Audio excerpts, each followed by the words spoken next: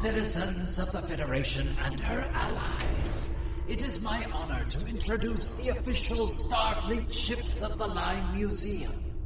This undertaking, made possible by the help of so many of you, is to educate the galaxy at large about the history of some of the greatest ships to serve in Starfleet, and allow you to look at full-sized replicas of the ships, lovingly recreated and restored. Please, take your time and peruse this look back at our history. I know that I, myself, have already spent several days staring in wonder at these pieces of the past, preserved and revived for this day. After one standard Earth, the exhibit will move to several museums and galleries around the galaxy, but it will be visible once a year above Earth Spacedock and Deep Space Nine on this most important date. Hello, fellow gamers. I am your host, Brent Justice. Welcome to my gaming channel, Justice Gaming, and welcome to the game of Star Trek Online. As you can see, it is Star Trek Online Day, a celebration of when Star Trek came to our TVs. And because of that, we have Ships of the Line shown in space here. Now, this did also come out last year, and I did a video on it, so if you've seen that, or search my channel for that video, Star Trek Day, you will also find that recording. I thought I would revisit this once again, since it is in the game now, and it is 2021, another new year, and now we can look at this again. So, hey, why not? We're here, it's here. Let's go through each ship, hail it, listen to it. You do get an accolade if you listen to all of them, and I should already have that accolade. But this is the first one we come up to, the original, the USS Enterprise NCC-1701. Space, the final frontier. The most celebrated starship of her time, the Constitution-class Enterprise, had over 40 years in service to Starfleet. Most of that time, including her celebrated 5-year mission from 2265 to 2270, was under the command of James T. Kirk. Beside her initial mission goals of seeking out new life and new civilizations, the Enterprise assisted many in need throughout the galaxy, and defended the Federation from threats such as Khan Noonien Singh. In her final flight, she was commandeered from Starfleet by her most famous captain and crew before being destroyed over the Genesis planet.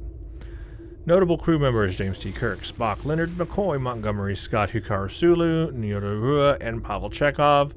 Star Trek aired from September 8, 1966 to the 3rd of June, 1969. 79 episodes. Without the original series, none of us would be here today.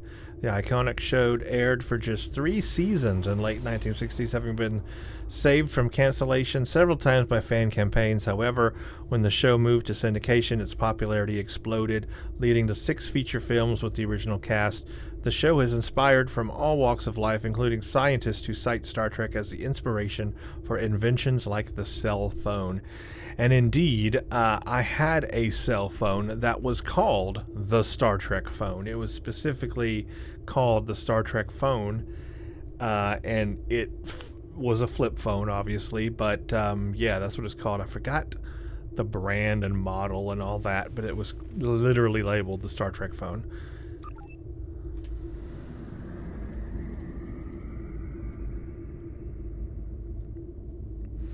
I guess they don't have them in order, but here's the Enterprise D, NCC-1701D.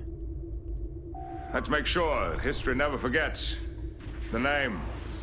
Enterprise. The 5th ship to bear both the Enterprise name and her iconic 1701 registry.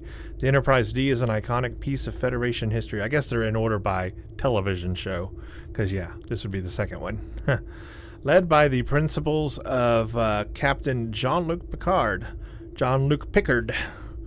This legendary vessel ventured into a galaxy much changed since the original NCC-1701 and had gone on her 5-year mission. During her time among the stars, the Enterprise D was present a part of many major historical events, including the first encounters with both the Q Continuum and the Borg. Without the dedication of her brave crew, many more lives would likely have been lost in these incidents. Notable crew members: Pickard, William Riker, Beverly Crusher, Worf, Data, Geordi LaForge, Deanna Troi, Wesley Crusher, they put Catherine Pulaski in there, okay, and Tasha Yar. Star Trek The Next Generation aired from 28th September 1987 to 23rd May 1994, 176 episodes. If the original series is the point from which all Star Trek originates, The Next Generation was the franchise's first great test. While the movies with the cast of the original series were popular in cinemas, the idea of creating a sequel to the show with all new characters was a bold one that could have fallen flat on its face. Thankfully, Gene Roddenberry chose an excellent cast and an amazing group of writers to carry on his legacy. Because of the success of TNG, Star Trek lives on. And TNG, by the way, is where I came into the scene. That was my first Star Trek. However, while I watched that, I went back actually during that time period and was able to watch all of the original series because a friend of mine's father had recorded all of the original series on VHS.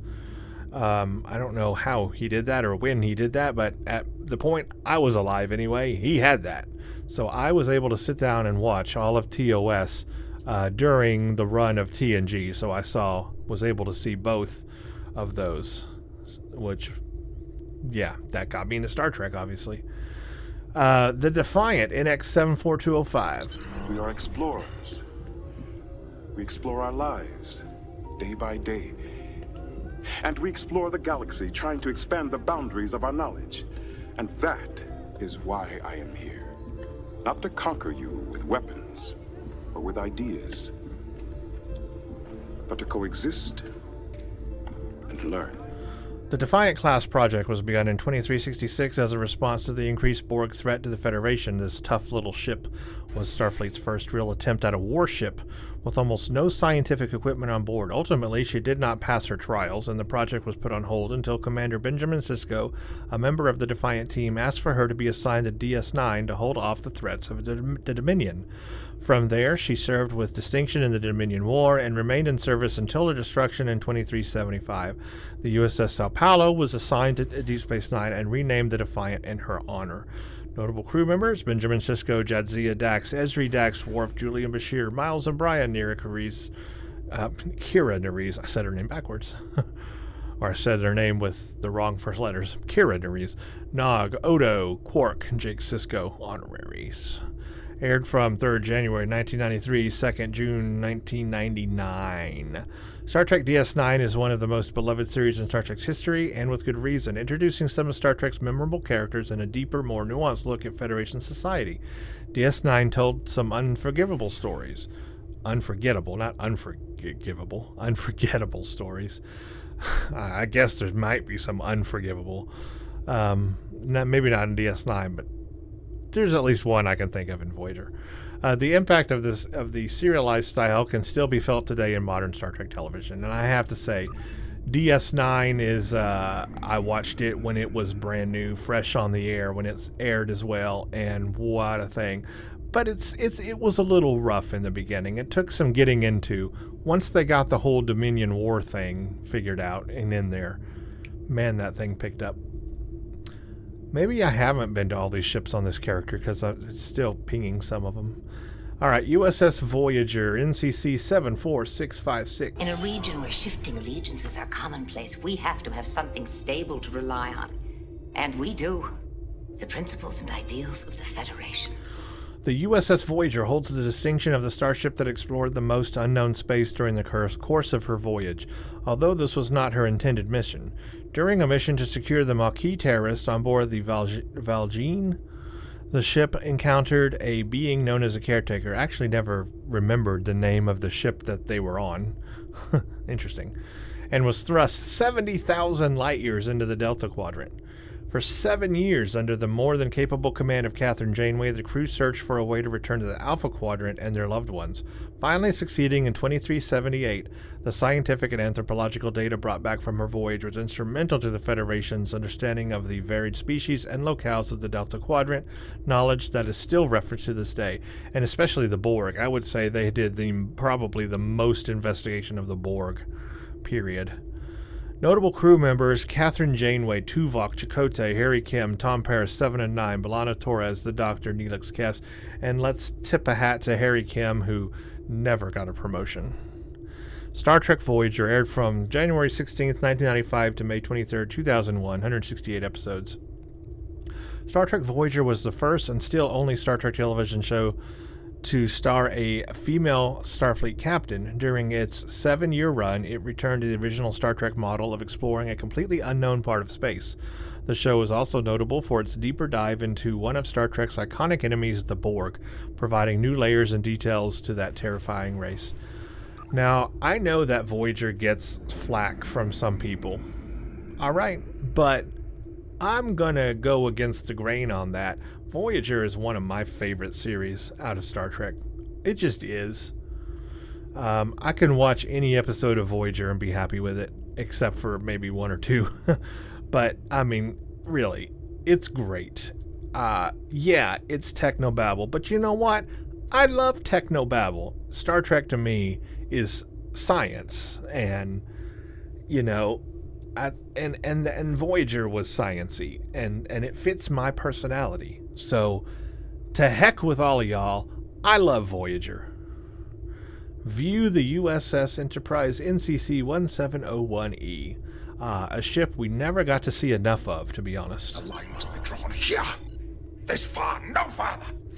After the destruction of the Enterprise D in 2371, this Sovereign-class vessel was rechristened in her honor and launched as the Enterprise E. The crew of the previous Enterprise was transferred over mostly intact and continued to serve under the command of Jean-Luc Picard.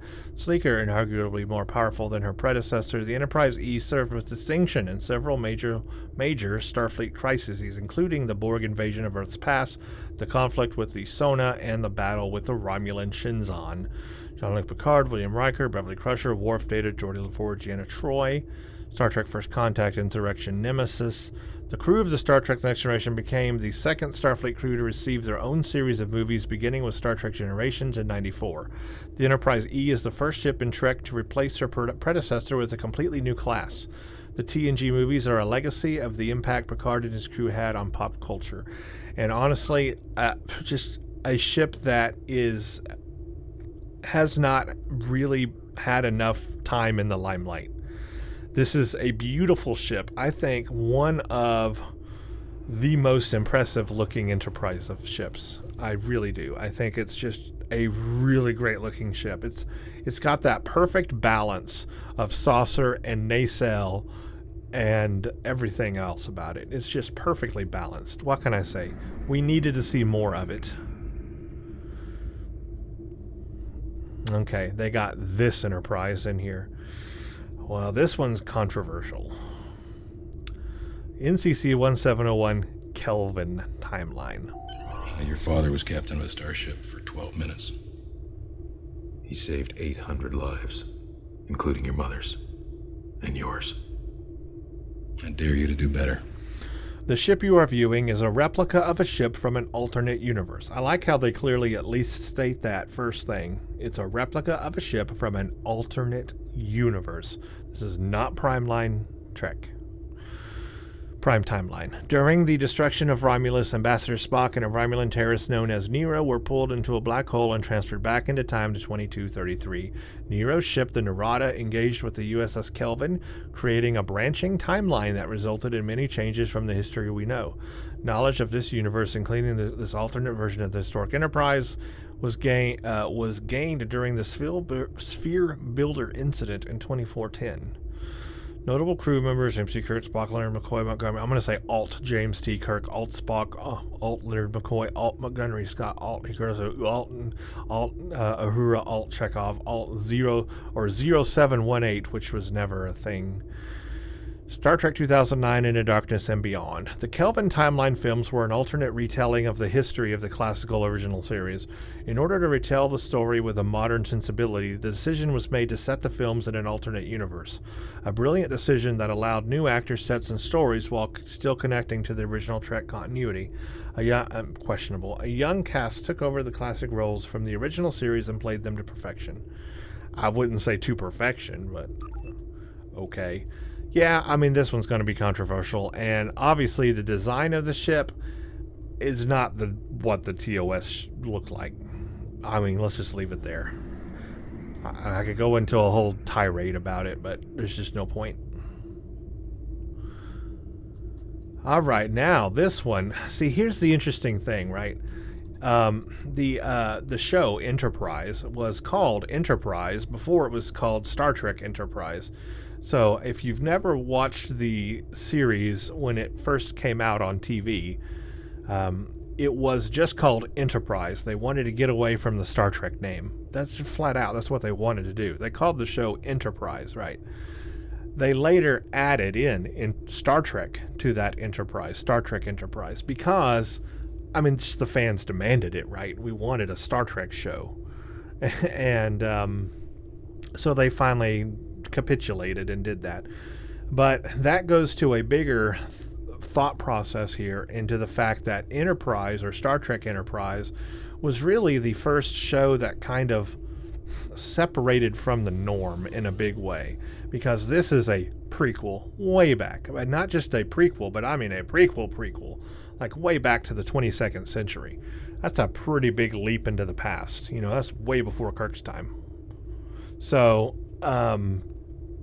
it was different for a lot of people. As much flack as the Kelvin Timeline movies get, let me tell you, Enterprise, the series, got that flack as well. But over time, what's happened is this series has become more accepted. And especially people that watch it now, like myself, who I have gone back and watched Enterprise now, much later, after I did see it originally, but I've watched it, now much later. It's not that bad. In hindsight, it wasn't that bad. So I don't know what it was at the time that was making us think that way. I guess because it was just the first one to be different. And so because of that, it was the first time that for fans, it was different. But now in hindsight, with as much stuff as out there and we've seen, and as crazy stuff like the alternate Kelvin Timeline stuff, Enterprise actually holds up quite well.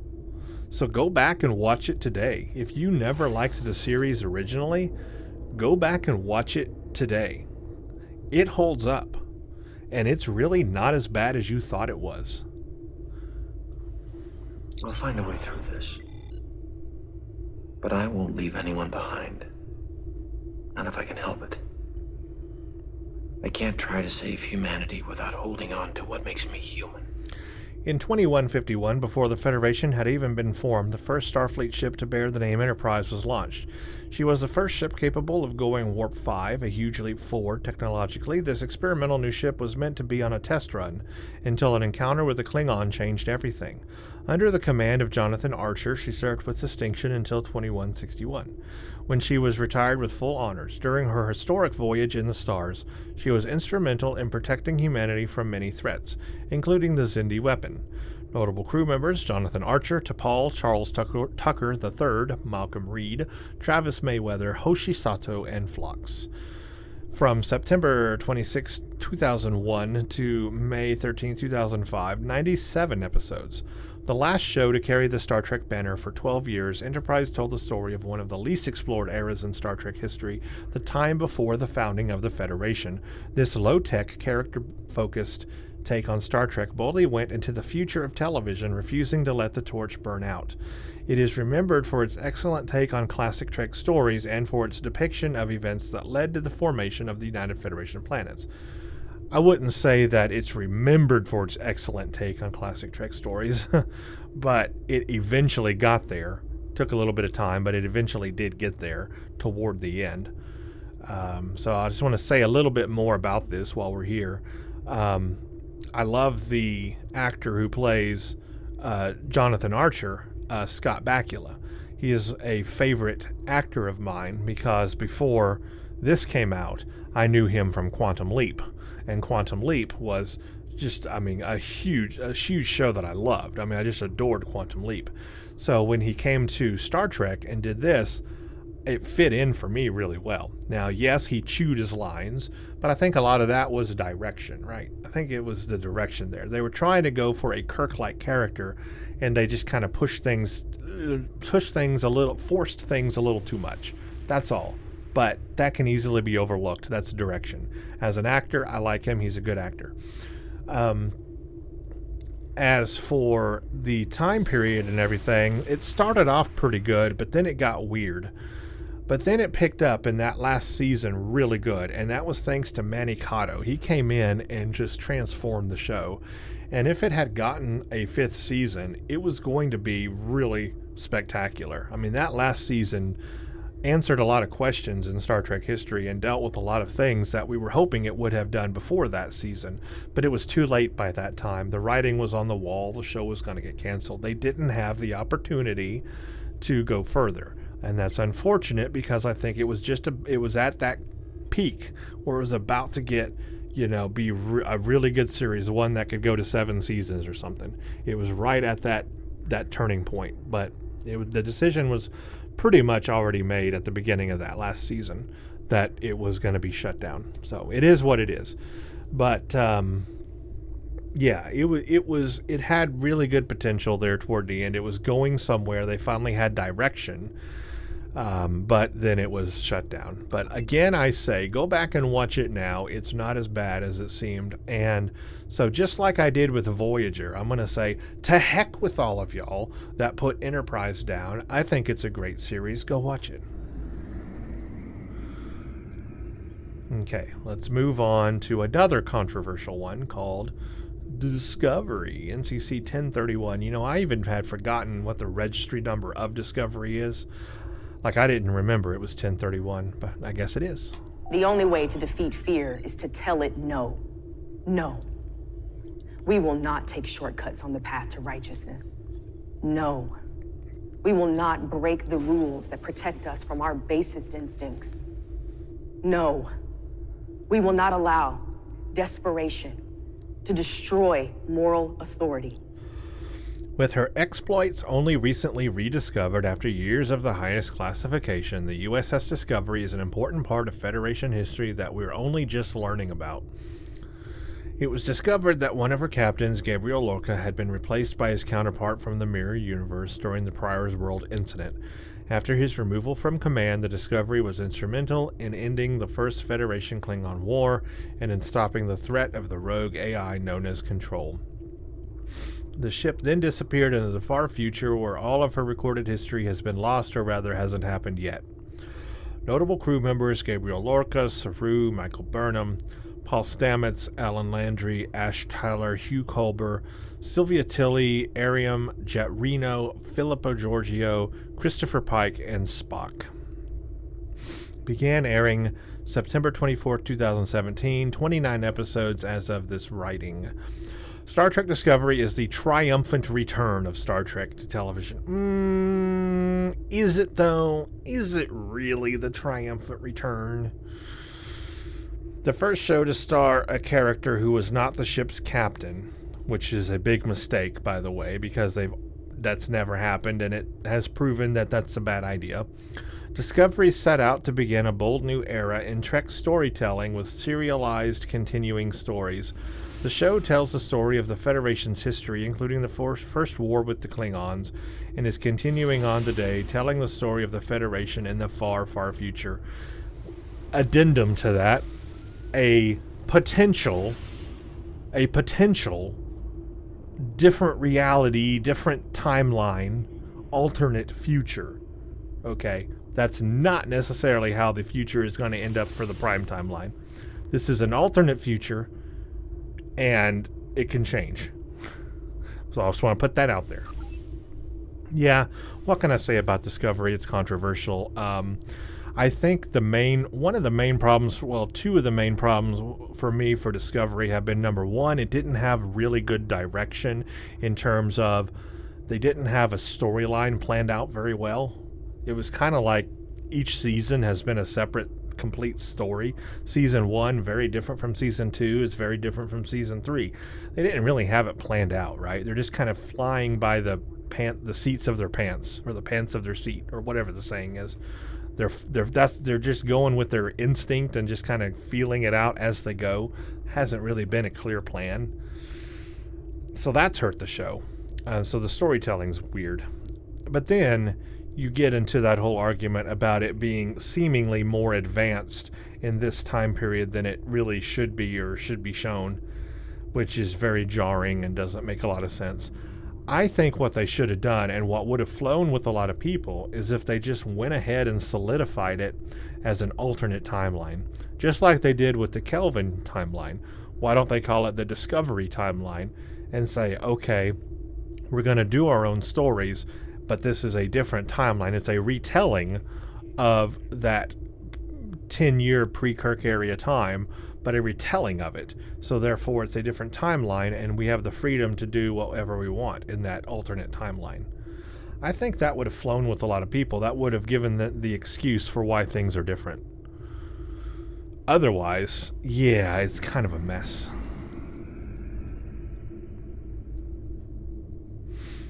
So I think this is the Enterprise from that show, which is different. Notice it doesn't look anything like the TOS Enterprise. Wherever our mission takes us, we'll try to have a little fun along the way too, huh? Make a little noise, ruffle a few feathers. This replica is an example of the design iteration on one of the most famous starships. While the Enterprise's most famous appearance is seen earlier in this museum, this is an example of what the ship looked like in 2257 under the command of Christopher Pike. While James T. Kirk may cast the longest shadow in Starfleet, Pike was a kind of deeply effective captain who led the Enterprise to explore many strange new worlds. It is interesting to see the differences between this vessel and Kirk's Enterprise, and an encouragement to all Starfleet officers to always be thinking of the future and how to improve past designs. But you see, the design of this ship looks more advanced than Kirk's design, so that doesn't make sense. They got it backwards. Notable crew members: Christopher Pike, Una, Number 1, Spock, and Non. This is the version of the USS Enterprise that appeared in Star Trek Discovery. While she is the same ship that appeared in the original series, she's been recreated with a modern design sensibility and current graphical technology. See, that doesn't make sense, though, so it's got to be an alternate timeline. While she has a distinct, sleek look, she still has the same profile that made us all fall in love with Kirk's Enterprise. But does she have the cast we all fell in love with? No. We'll see more of the ship with this with the new show Star Trek Strange New Worlds. I forgot about that. That's going to be a thing. What else can I say about it? Let's move on. Enterprise NCC 1701F. Theirs not to make reply. Oh, happy Star Trek Day. Theirs not to reason why. Theirs but to do and die. Into the Valley of Death rode the 600. So that's from a mission in Star Trek Online, that quote. This ship is made for Star Trek Online. And this is what I like about this ship, is that it's fan-made. A fan made this ship. They did a contest, like build the next Enterprise. A fan did that, and they used this design. There were other entries as well, but this one is the one that won. The flagship of Starfleet, the Enterprise F, has served during some of the most tumultuous years in Federation history. From the war with the Klingon Empire to the catastrophic battle of the Iconian War, the conflict with the Tzenkethi and the Herc, and the current troubles in the Klingon Empire, it's hard to believe the ship has only been in service for 2 years. In 2409, she launched under the command of Vakel Shan, and she's been keeping us safe ever since. We at this museum hope that as long as there is a Federation, there will be a ship to bear the name Enterprise. Vakel Shan, Samuel Winters, Jarell Kavkov, Tim Inasi, Savo, Philippia Mathias, Kiona, and Kiriyoshi O'Brien. Launched 2nd of February 2010, 185 episodes as of this writing, and they mean game missions. We hope you've enjoyed visiting the Star Trek Museum and for helping us celebrate more than 50 years of the franchise. We live in one of the greatest eras of Trek, with more shows, comics, novels, and video games coming every day. And it's been an honor to keep that fire burning in Star Trek Online. Thank you for spending the time with us, and here's to many more years of the final frontier. So that is the museum, everybody. That's all the important ships. There's, of course, been lots of other ships, but I think there's some missing ships here. We need the Enterprise B. We need that to be here. It's important. It was in a movie. It was, well, maybe a couple of movies. So we're missing the B. We need the B. And we're missing the C. Even the C was seen in TNG, and it's an important ship. I mean, there's not episodes based on it, but, you know, still, I think it should be here. Why not show it? So at least those two should be here. The J probably doesn't need to be. It's, again, a possible alternate future that Archer saw. It could change. It could be a different future. Yeah, I'd like to see those, at least the B and the C. I'd like to see those in here. But otherwise, a nice little museum, some nice background history. I like the quotes that they pulled from the TV shows or movies. So that's quite nice. Just a nice little iconic thing. I mean, if you're going to have a Star Trek game, you should have a museum like this. So I like that they bring it out once a year for Star Trek Day. It makes sense. But I am interested in hearing all of your thoughts in the comments. What do you think of each ship? What do you think of each Star Trek series? Are the ones that people generally dislike something you like? Or is there a different series that is not necessarily your cup of tea? Which would that be? What do you think of the Kelvin Timeline? What do you think of Discovery? What do you think of the Discovery Enterprise? These are all good questions to ask. And so I look forward to hearing your thoughts in the comments below. Thank you all for watching. If you like what you see here, consider subscribing to my channel and giving a like. And I'm also losing my voice, so give me a like for losing my voice, as I'm recorded a lot of videos today and I literally cannot talk anymore. So thank you all for watching, and stay tuned for the next one.